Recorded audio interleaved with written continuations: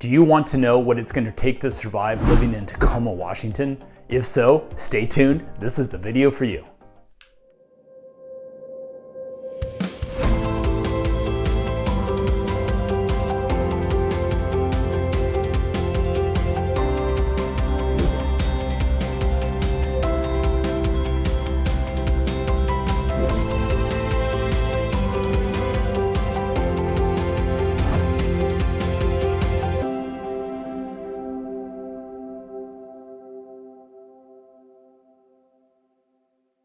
Hey everybody, my name is Darren Rivers. I am the Northwest Realtor and welcome to Living in Tacoma, Washington. Hey, if you are new to this channel, why don't you tap that little bell and subscribe to this channel so you get all your notifications of the videos that I send out. I'll teach you all there is to know about Tacoma. I'm going to put all my contact information right here as well, so send me a text, give me a phone call, send an email, put a little comment in the comment section of this video. I'll make sure I get back to you right away. And we're going to get started on what it's going to take to survive Tacoma, Washington. First on this list of things that you're going to need to know to survive Tacoma, and this is in no particular order, okay? But the first thing we're going to list of the 9 things we're going to talk about is housing costs. So let me give you a little perspective here. The average cost for a home in 2022 in the United States was $428,000. Well, the average house price in Tacoma, Washington is $503,000. And to make it a double-edged sword, not only is the average house price in Tacoma $75,000 more than the rest of the country, the average annual income per household is actually $4,000 less in Tacoma. So across the United States, the average household income is $87,000 annually, and in Tacoma, it's $83,000. So statistically, we make less and we pay more. So that's something you should consider in Tacoma. Rent's really expensive as well. Now realize Tacoma's it's a big city. I mean, there's about 240,000 people in it, so it's not huge like New York or LA or Chicago, but it's a decent sized city, right? So there's lots of neighborhoods and you can range in price pretty tremendously. You can find homes closer to that $400,000 mark, and then there's multi-million-dollar homes up in the north end. It just kind of depends where you're at. Number 2 on this list of things that you need to know to survive Tacoma is know which neighborhood you're getting into. So this kind of goes along with item number 1, the housing, right?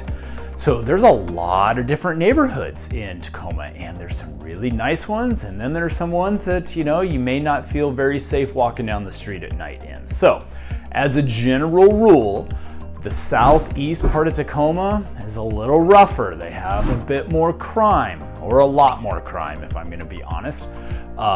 They have just a lower demographic. It's just a lot more poverty, things like that. It's just not as clean. So the southeast side of Tacoma, neighborhoods aren't very good. Now you go to the west slope, the north end, or northeast Tacoma, man, it's really nice, and it's of course expensive, right? But it's really nice and it's clean and the yards look great, and you have views of the water and the neighborhoods are beautiful and there's parks and you feel very comfortable walking your dog at night.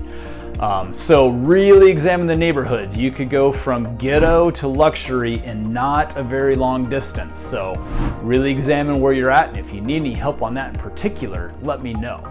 Just a little extra bonus on the neighborhood part of it. I worked for Tacoma Fire Department for 15 years all over the city, so I know every single street.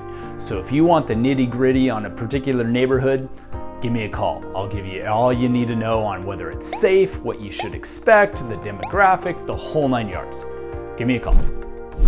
Number 3 on this list of things that you should know to survive Tacoma is crime, okay? So we're dovetailing into things that are all kind of related, neighborhoods to crime, right? Well, crime in Tacoma is not very good. I'm actually going to put a map up here on the screen, and this comes from crimegrade.org. And you see the map up there? See all the red and the yellow? That's not good. See the green? The green is good. So look where the red and yellow is. It is in the central southeast part of Tacoma, and the green is all that west slope, the north end, and northeast of Tacoma, of course.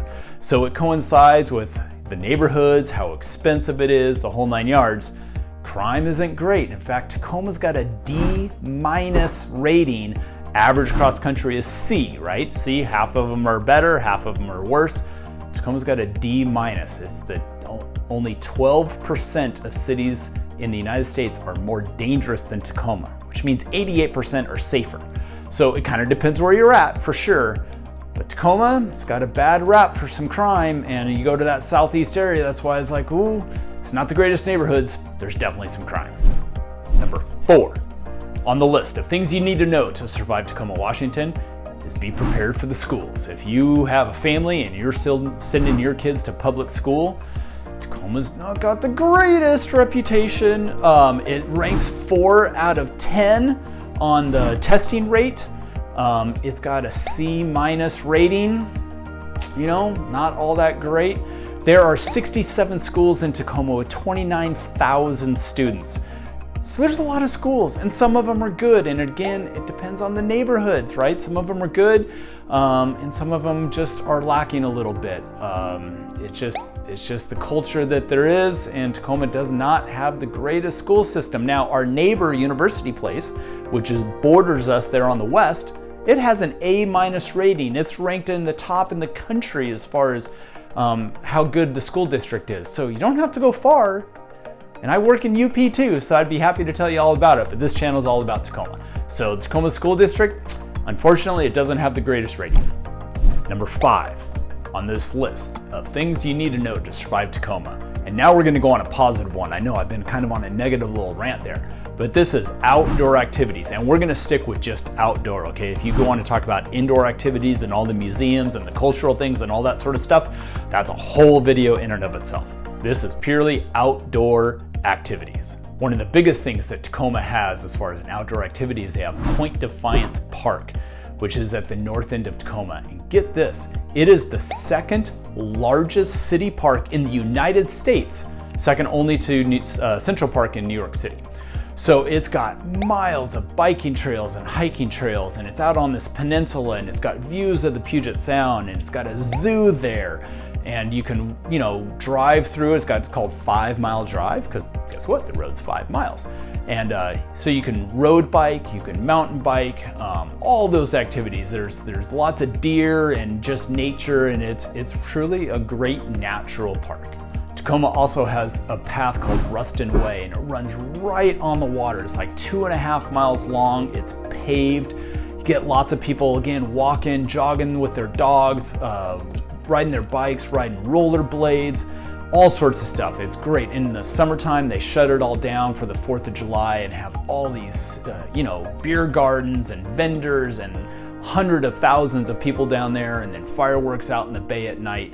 It's a great outdoor space that's used virtually year round. Not as crowded in the winter when it's wet and rainy, but in the summers, man, it's just packed with people, and there's grass that you can lay out there out on the water and the whole 9 yards. So Ruston Way is a great outdoor spot for some exercise. Going further down on this whole number 5, all the outdoor activities, there's tons of marinas and boating and diving. The kayaking and paddleboarding isn't quite as much in Tacoma because you're really out in the open sound. I mean, it happens, but it's not a whole lot of small little bays for that to happen. But as far as saltwater activities, there's a lot. Mountain biking at Swan Creek, and if you want to go just a little bit outside the city, the Cascade Mountains are just about 45 minutes away. The Olympic Mountains are on the other side. They're about an hour and a half away, but there's skiing up there. Crystal Mountain isn't too far away. White Pass, Stevens Pass, great snow skiing, snowshoeing, hiking, rock climbing activities, all not very far from Tacoma. And last thing I'll mention about outdoor activities is, what if you want to go water skiing or wakeboarding? Well, there's a little town, it's a city that borders Tacoma called Lakewood on the south. And they call it Lakewood because it's got 7 lakes and public access to most of them, and you can go out there wakeboarding, inner tubing, whatever it is, paddleboarding, all that stuff happens on those lakes. So if you want some freshwater stuff, they're just down the street as well. Number 6, and this is going to be a short one, but it's things that you should know to survive Tacoma. It's got a couple untraditional stores, okay? So there's a lot of cannabis and marijuana stores in Tacoma. I think I counted 15 to be exact. Maybe I missed 1 or 2, but that's what I was able to look up. So If you partake in those sort of activities, it's all over the place.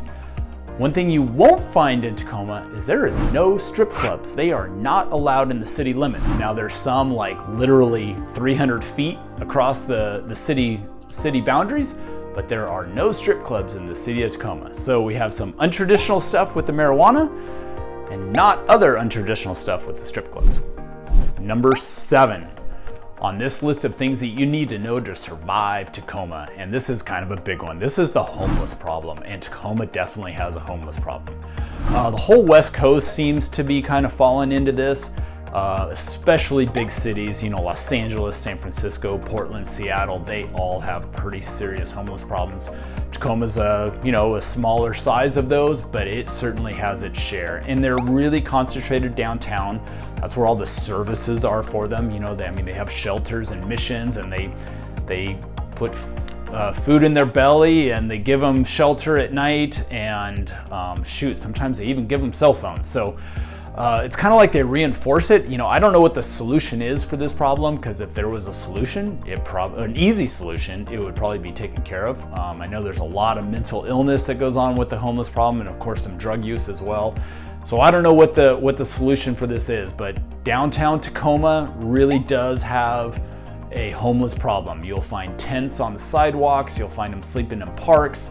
They are definitely around. Number 8 thing that you need to know to survive living in Tacoma, Washington is be prepared for the traffic.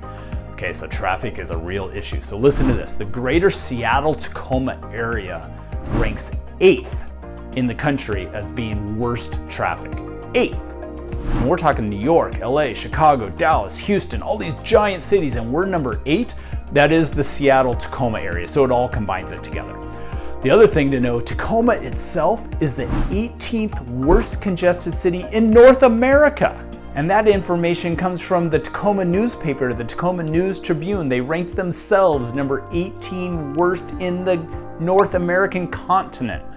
So it's crazy. So here's a little history. We used to have really bad traffic with the Tacoma Narrows Bridge, and they built a new bridge, and it alleviated that traffic, and it was great. And that was about 17, 18 years ago. And now they've been working on Interstate 5 and Highway 16 and that whole junction for what seems like 20 years. And it's still going, and the traffic sucks. Around the Tacoma Dome, where Highway 16 merges in, when people come down from Federal Way through 5 into Tacoma, it's just traffic. It's congested. Now they're doing some things to help that. They are hopefully finishing this project.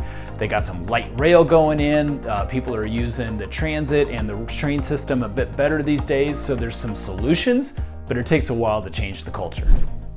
Number 9, and the last thing that you need to know to survive Tacoma is knowing about the weather. So we have a really bad rap here for lots of rain. But let's put it in perspective, because we really don't have all that much rain. Okay, we rain 40 inches a year. That's our national average, 40 inches a year. Well, guess where else has 40 inches a year? Chicago and Dallas both rain 40 inches a year. Boston rains 43 inches a year. New York City rains 46 inches a year.